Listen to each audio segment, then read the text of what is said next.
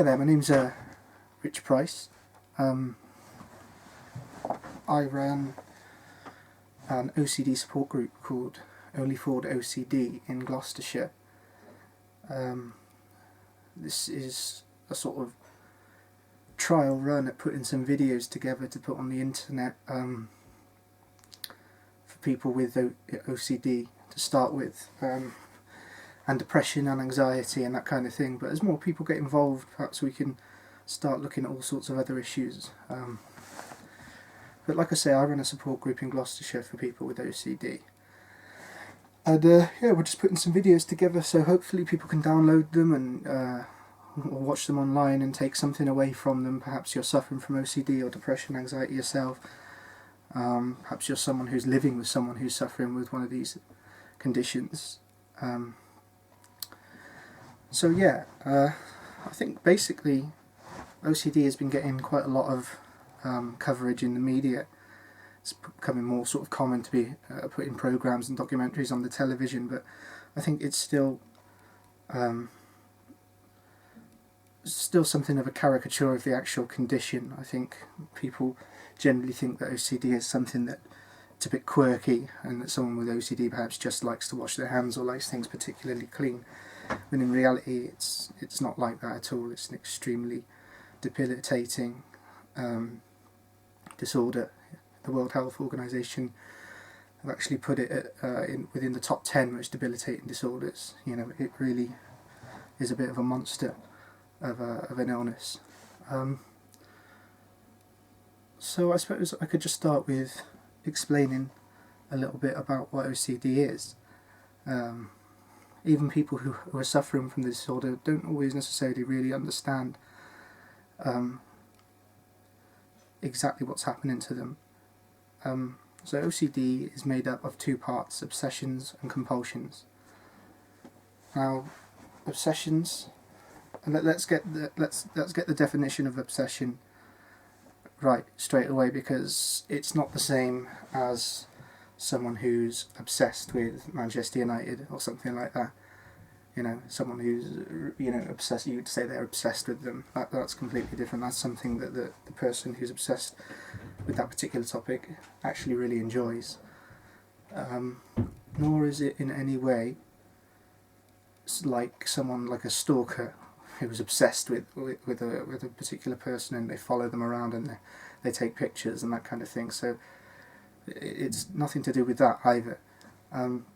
What obsessions are, they're also called intrusive thoughts, and intrusive thoughts are unwanted, uncontrollable thoughts that somebody suffering with OCD has no control over them. They don't want them to be there.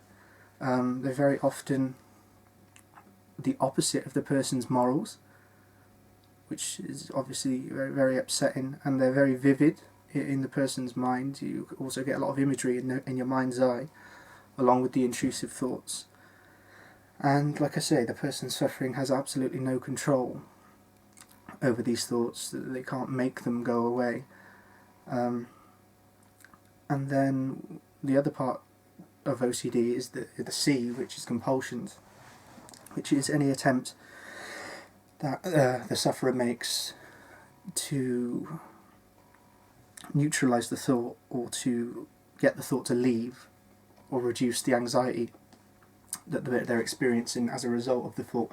Because a lot of people don't realise that OCD is an anxiety disorder, so the physical symptoms is an awful lot of anxiety comes along with these thoughts. The compulsion is an attempt to reduce that anxiety and get the thought to leave. But of course, anyone with OCD knows that it only leaves for a short amount of time, and it's never long before it starts all over again, and it's just an endless cycle of obsession, compulsion, obsession, compulsion. We actually have a really great video that we've already filmed with a mental health professional from Stroud, a man called Alex, and he gives a great explanation of what's happening inside the brain with someone who's suffering from OCD or perhaps anxiety or depression. So that's on this page, on this YouTube page as well. So please watch that. It's a brilliant explanation, and I think someone suffering with one of these issues can actually get quite a lot out of it. I certainly know a few people that have done. So perhaps I can just give you an example of an obsession, of an intrusive thought that somebody suffering from OCD might get. And there's no boundaries on what kind of nature the thought can, or theme the thought can be based around. There's basically an endless sort of variations of what an intrusive thought might be. But like if we just stick with the most stereotypical one that someone that most people will know about, someone with OCD might have intrusive thoughts or obsessions about contamination. So they, if I give you a little scenario, perhaps they're going in for a job interview, and as they walk in to meet the person interviewing them, they know exactly what's about to happen, that person is going to stick their hand out to shake their hand, and they've been extremely worried about this the night before because they know that it's common courtesy to obviously accept that handshake. The person with contamination OCD, as soon as their hands touch,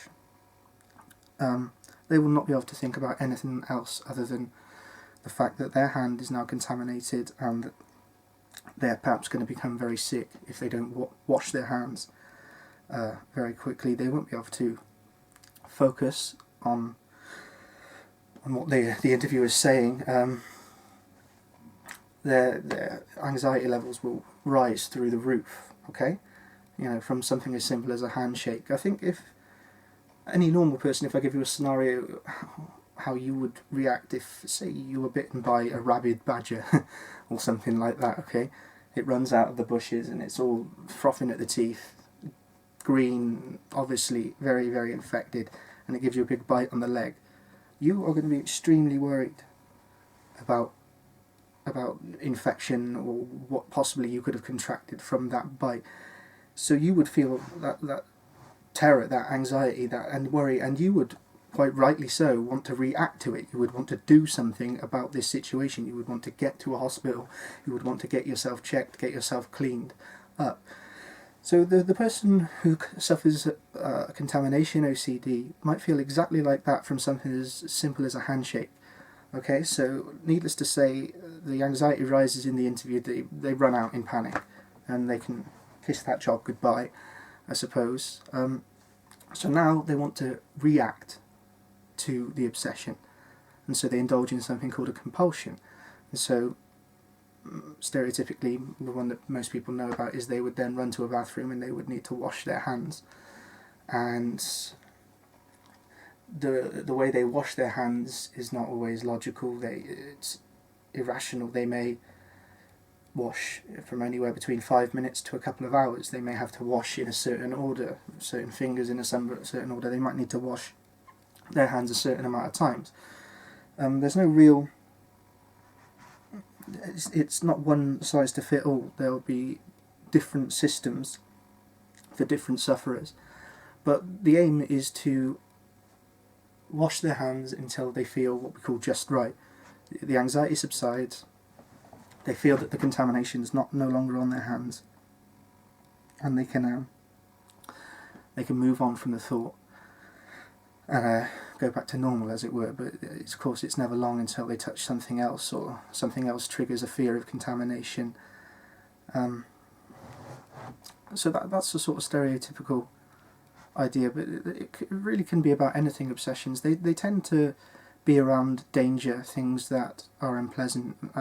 They can be around violence, contamination, sickness. Someone may be obsessed that they're ill, or they're going to become ill.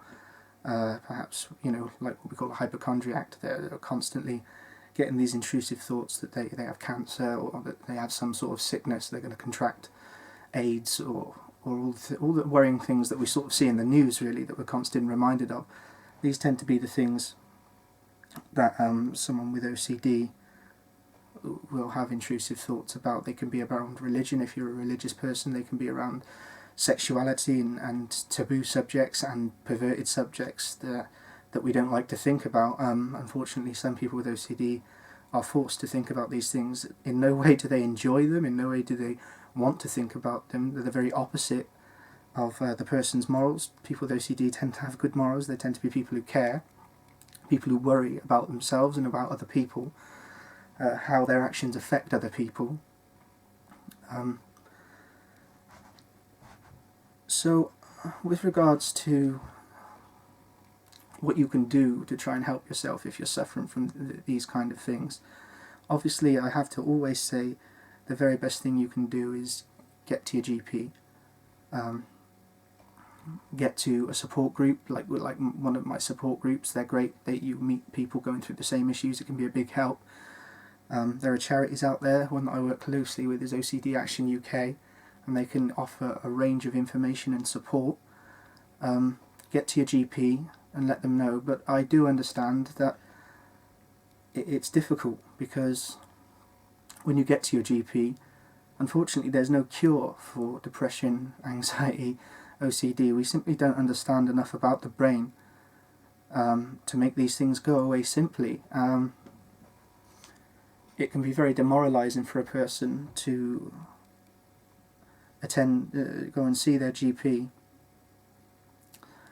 and the GP says, okay, well, we can try some tablets, and the person's thinking, okay, so, is that going to fix me? Is that going to make this go away? And the doctor simply doesn't know. The doctor will say, and the doctor will tell you, it can take up to 3 months to even see if these tablets have any effect on you. And during those 3 months, there can be some quite wicked and nasty side effects. And it can be very demoralising to think for someone who's suffering with something like depression, to hear that it's going to be 3 months just to even see if these tablets work. And then if you can imagine, after 3 months, you've found no improvement, no relief, so you go back to your GP and they say, okay, well, we're just going to try you on a different tablet now. And you say, well, this one worked. And they'll give you the same answer. They'll say, no, who knows?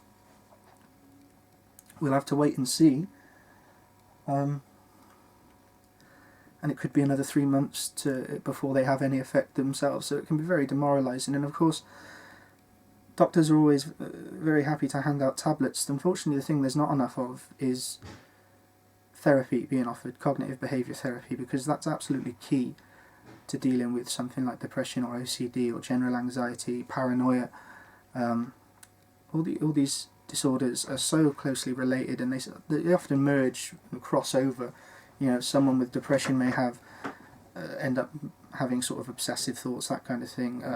Someone with OCD will almost always become heavily depressed alongside the OCD when it's very severe. So the therapy's not offered enough, and the wait, again, it can be very demoralising. The waiting lists to get on therapy through the NHS can be very long. You can be waiting months, maybe even a year. So if you can, I would advise to go private. But again, you go private, and sometimes even the therapist doesn't really know so much about OCD. They say maybe on their website that they do treat people with OCD, but I would really go for a specialist. They can be expensive, but it's going to be absolutely worth it. But you need to go and find someone who offers what they call exposure and response prevention, which is what I'm going to talk a little bit about now. So what you really need to do, first of all, if I was you, is look at your OCD and distinguish between your obsessions and your compulsions, because it's not always clear. The obsessions are the intrusive thoughts. They are the themes that you're thinking about, these nasty, unpleasant, horrible thoughts. You need to understand that there's nothing you can do about them. You cannot unthink them. It's impossible. The old example is, if I ask you not to think of a pink elephant, the first thing you're going to think of is a pink elephant. It's not possible to not think of something. So it's important to realise your obsessions. There's not much you can really do about that. So now you need to sort of think about what are your compulsions, basically your reactions to your obsessions. and split them up and take a look at them, because what's important to understand is you do have control over your compulsions. Now, someone who doesn't really understand about OCD may say, well, just simply don't wash your hands, or don't check, or don't run this through your head over and over again. But it's really not that simple. When I say you have control over them, it's something you need to go to therapy to learn to have control over them. It's not something you can just simply do, but you need to recognise that you are actually physically choosing to do that compulsion. And it's that you can learn to get control over. And in a nutshell, you stop doing the compulsions, because, and this is much better explained in the other video on this page by Alex, but indulging in compulsions actually just reassures your brain that there is a problem, and that the obsession is something worth thinking about and something worth reacting to. So what a counsellor, a therapist who will go through CBT, exposure and response, they would actually begin to expose you to your obsessions, to your intrusive thoughts. So if you have a fear of killing someone in a car accident and you're terrified of driving, they might take you out for a drive. They might ask you, perhaps you've been using public transport and you avoid your car. They might take you out in their car and expose you to your fear. And then they would ask you, over time, it would all come with practice. Again, I'm not a therapist, so I'm not sort of qualified to be giving any advice on things to practice yourself. But then the important thing after you've recognised that you've got an obsession is to change your reaction to it, which is much easier said than done, because your brain is reacting to these obsessions and intrusive thoughts as if they're real, and it sparks that fight or flight anxiety in you, and everything in your head is telling you to react to that problem. If you had a huge cut across your arm, the logical thing to do is to respond to that problem. There's a real problem and I need now to deal with that. I need to put something tight around my arm to stop the bleeding. I need to get myself some medical help. That's a completely logical way to react to a serious physical injury. But if you're having the intrusive thought that I think I'm sick, I think I have cancer, or intrusive thought that I think my mother is going to get really, really ill, I've just got this dreadful feeling, your body wants to react in the same way because you're making it almost real in your head. But the thing is it's not real. You've got no evidence to support that theory that perhaps she will get sick, perhaps she won't, but certainly you worrying about it isn't going to have any effect on it. There's no correlation between the things we think and then think they have no effect on things that actually can happen outside of our control. So it's learning not to react to the intrusive thought, which is much easier said than done. Like I say, it would be like having a huge gash across your arm and just sitting there and just thinking, well, I'm not going to react to that. I'm going to relax and I'm going to accept that thought's there, but it's not a part of me and it's got nothing to do with me. And that's the thing that people with OCD need to understand, is these intrusive thoughts are nothing to do with them. They do not have any connection to who you are as a person. There can be so much guilt and shame along with these thoughts, but people with OCD really need to understand that they are nothing to do with them. I actually quite tell people that you should actually try and picture these thoughts almost outside of your body. There's something that you have to drag along with you.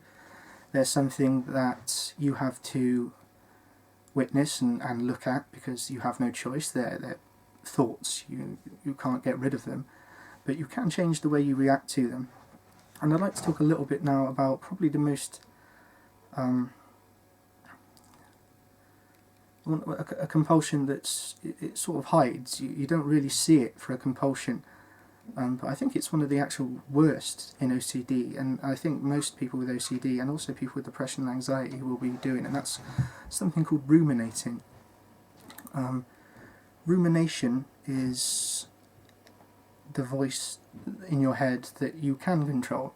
It's the voice that we all use in our head to go over past events, which can be, rumination can be useful to look back at things we did and learn from them. Perhaps you've got a particularly busy day and you want to make a list in your head. You think, I'm going to do this, I'm going to do that, I'm going to do that. So it can be useful in some circumstances, but the problem is with people with OCD and depression is they just get stuck in an endless cycle of ruminating, maybe 8 hours a day, you know.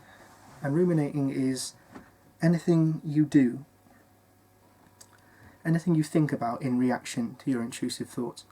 So you get an intrusive thought and you might start going in your head, what does this thought say about me? How long is this thought going to be here for? This thought was here for 3 days last time. I wonder if it's going to be longer this time.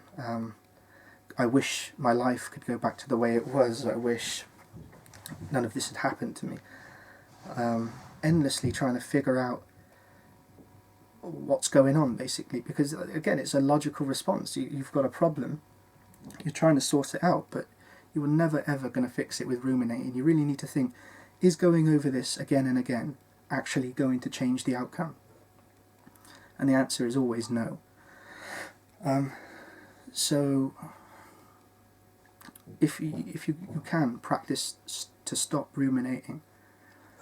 When a thought comes in, you get a trigger, something's triggered the thought, try not to react to it, try not to analyse it. No analysing of the thought whatsoever, you just leave the thought there.